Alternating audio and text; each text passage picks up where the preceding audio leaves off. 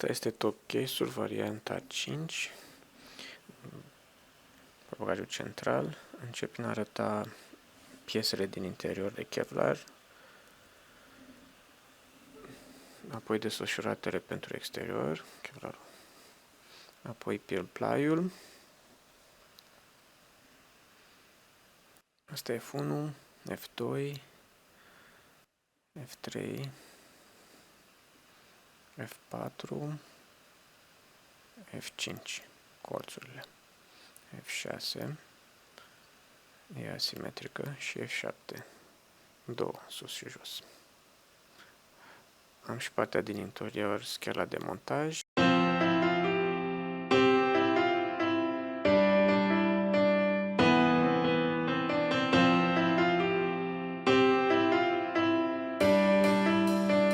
După ce am făcut partea de Computer Design CAD, am trecut la partea de CAM, Computer Machining, în cazul ăsta cu laserul.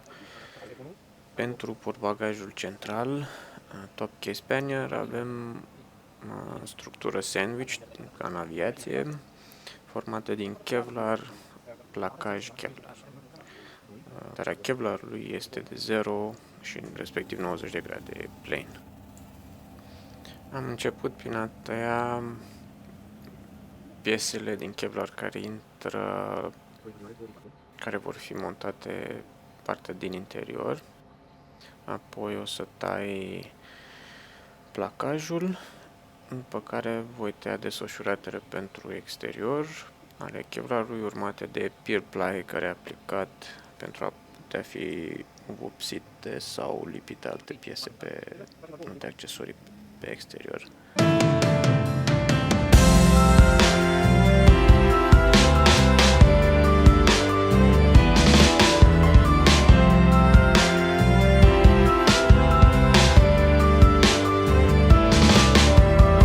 Billions of people over the last 2,000 years have spent a substantial amount of time doing nothing but gazing at the crucifix. It's like, why? You know, and one answer is, well, those people are all superstitious. They believe in stupid things like, you know, death and resurrection and, you know, the virgin birth and all those things that make no empirical sense. It's like, yeah, well, think again. You know, it's not a matter of simplistic belief. It's a matter of belief structures that are so profound that you can't articulate them. You don't know what they mean. And so to gaze on the figure of the dying and resurrecting hero is to understand that a huge part of what redeems you in life from evil and from the things that terrify you is your capacity to let go of things that are outmoded and dead and to revitalize them as a consequence of new learning. And it's the very soul, it's your very soul, it's the living part of you. The thing that's so interesting about this is, according to the wisdom traditions of mankind, that's the part of your spirit that protects you against fear and pain. Because you might say, well, you know, if you don't want fear and you don't want pain, you should build a big wall around yourself and wrap yourself up in styrofoam and sit right in the middle, you know, where nothing bad is ever going to happen to you. But, you know, first of all, that's obviously ridiculous. And second of all, you die of boredom in no time flat. If you did that, you cannot be protected from the things that frighten. Aici gravez mai întâi, iar apoi o să tai placajul pentru top case. You and hurt you. But if you identify with the part of your being that has the capacity for transformation, then you're always the equal of what it is that's opposing you, or maybe more than the equal of it. So you can either depend on the walls that protect you from things, and so those could be like actual walls or cultural walls or totalitarian beliefs or rigid thought patterns or anything like that, or you can rely instead on the part of you that's voluntarily able to confront things that are frightening and painful and triumph. And the deepest story of humankind is that that's the part of us that's the most powerful. You know, weak as we are and subject as we are to all sorts of terrible things, that's the part of us that's the most powerful.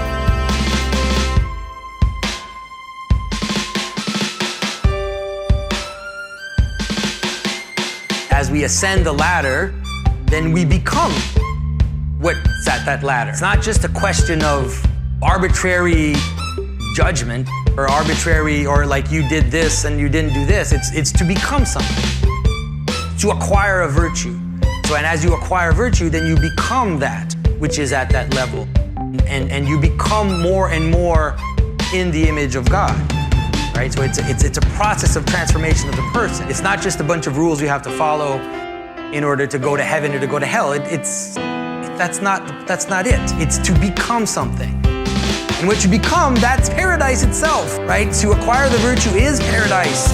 There's nothing else, right? That's what it is, to become something. And to enter into paradise is to become that which is in paradise, to be in the holy place, to be in a place in yourself and in your life where you are transparent to God, that God flows through you and you have nothing holding it back.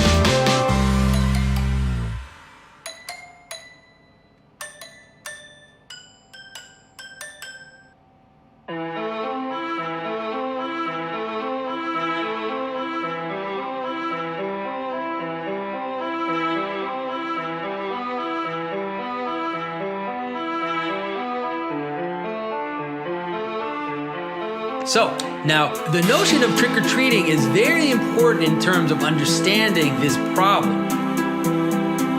The problem of death, or the problem of things which come from the margins and start to manifest themselves. The question is, how do you deal with them? You know, because strange things that come from the edge and they come to your door, now you have to decide, do you let them in a little bit? Do you let them in completely, or do you chase them away? And you have to realize that if you chase them away, then a horde can come towards you. You have to watch out. Christ talks about that, by the way. He talked about the person who chases away the demons and then sweeps his house, you know. And then all the hordes of demons come and find a nice clean place to inhabit. So you have to be very careful when you chase away the demons. A good example of that is someone who, for example, will want to diet extremely. And so because of that, they'll impose on themselves an insanely strict diet. And then what will happen is that they'll swing between an insanely strict diet and binging. And so that's what happens when you're not careful when you chase away the demons. It's the same thing with all those passions that come to you. And it's the same thing with strangers as well. If you are hostile to strangers completely, then those strangers will see you as hostile and maybe they'll come and rob your house. So what is the right way to deal with it? And the right way to deal with it is to find the balance of hospitality. And the balance that is found in the trick-or-treating is the monsters come out to the door, right? You don't let them into your house, you keep them on the porch, and then you give them a little something so that they go away, a little treat, just so that they go away. It's called placating demons. And a lot of people will say, oh, it's horrible, because that's what pagans do. Pagans placate demons. You know, and that's what all these shamanistic religions do. They placate demons. And yeah, the truth is that's what they do. The problem is that you placate demons all the time. We always placate demons. That's what, you know, every time you smoke that cigarette, every time you masturbate, every time you eat that second piece of cake, what are you doing? You are placating the demon. All right? You are giving a little bit of candy so that the demon will go away, at least for a while. And so obviously that is not the best way to deal with that, and that's why Halloween has that first little kind of remembering of death and the vicissitudes of death, you could say, and then it has All Saints and All Souls, because the answer to the problem of Halloween is prayer. Now, I'm not saying that you shouldn't celebrate Halloween, and I'm not saying you should celebrate Halloween. You should understand why all those things are lined up the way that they are. Makes sense. And so in the Halloween, you have all the kind of negative or the marginal aspects are used in the feast. So apotropaic imagery is used. Instead of having gargoyles on the outside of the church, you put gargoyles in front of your house. So you're using death to chase away death. You're using these frightening husks of the harvest, and you are trying to frighten away the monsters, frighten away the, But at the same time, you're also attracting them at the same time.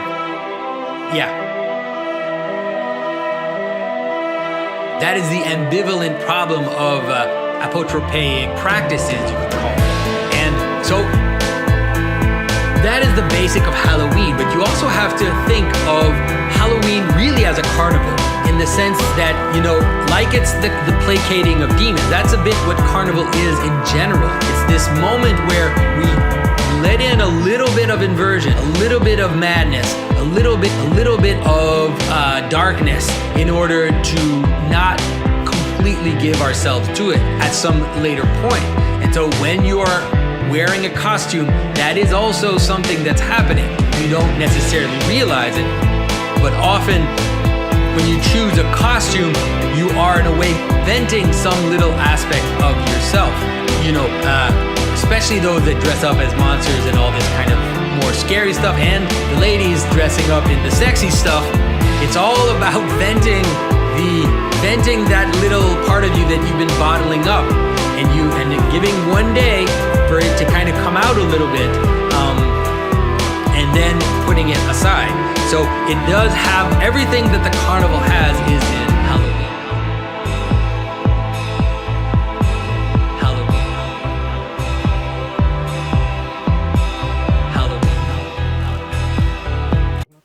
După ce am tăiat placajul și kevlarul, am început să-l impregnez. Am început partea de interior. Aici am început să tai schela pentru montaj.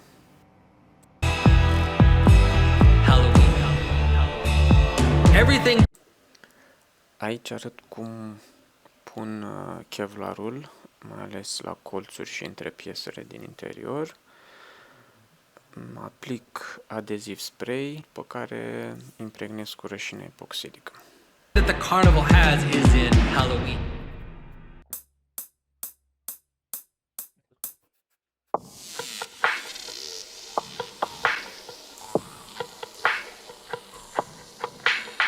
Notion that a movement towards the edge and a movement towards the end are similar natures, one which is right there in the beginning of Scripture. Right there in the beginning of Scripture.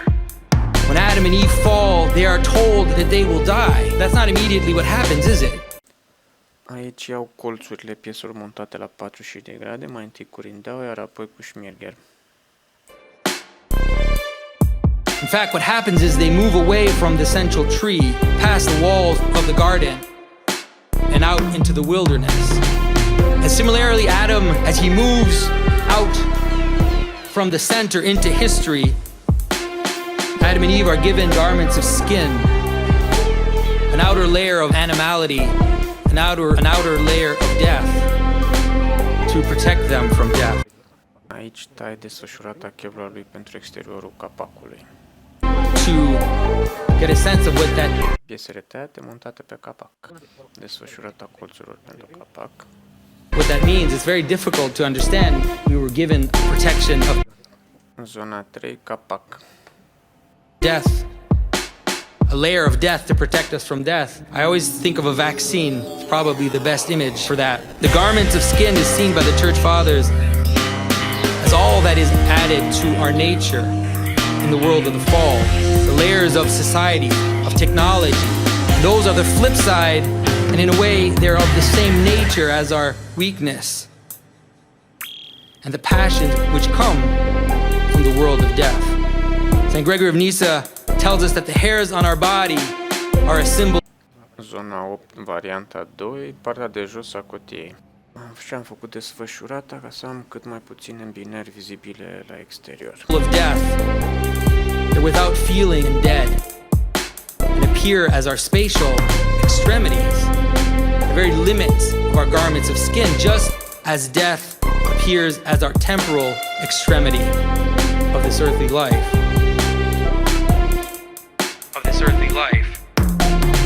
giants in the Bible, those that Zona 7, care este pe lateral, appeared before the flood with a sign of confusion and mixture, wrapped in inappropriate sexual desire.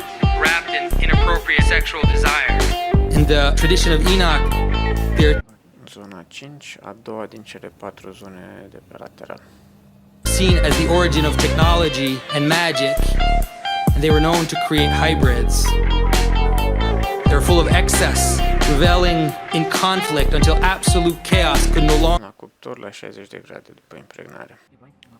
Pier ply, zona 4, una din cele 4 zone pe lateral. be held at bay, and the world was undone in the waters. Pier ply pentru zona 8, partea de jos a cutiei centrale. In the waters. In the waters. Until absolute chaos could no longer be held at bay, Capacul din pier ply. the world was undone in the waters. The ceremony of innocence was drowned in sophisticated, hybrid, non-binary fluid categories.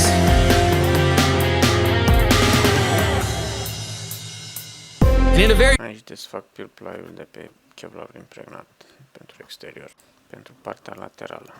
parallel way, the ancients described the world geographically as a giant island surrounded by a vast ocean whose fringes were inhabited Așa arată cutia impregnată. by impossible Capacul impregnat. monsters. Aici dau jos pier ply-ul de la baza cutiei. These signs of the breakdown and the confusion, and the confusion of categories, which is death. Basically, the cosmic garments of skin.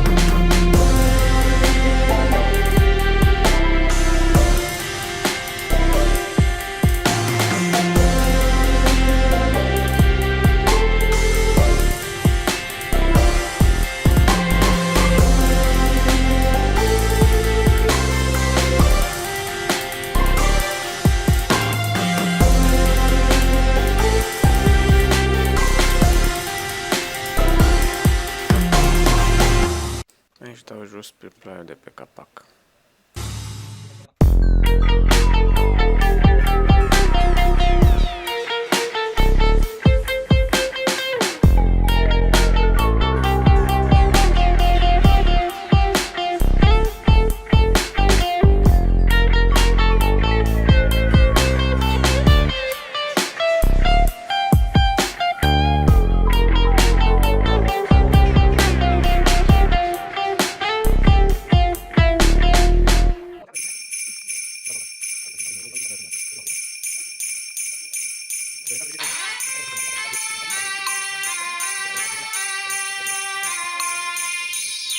Let's think about it sociopolitically. Let's manifest some hope and say, well, it is a dark time and we're badly polarized, and this is the perfect time for the rebirth of the hero.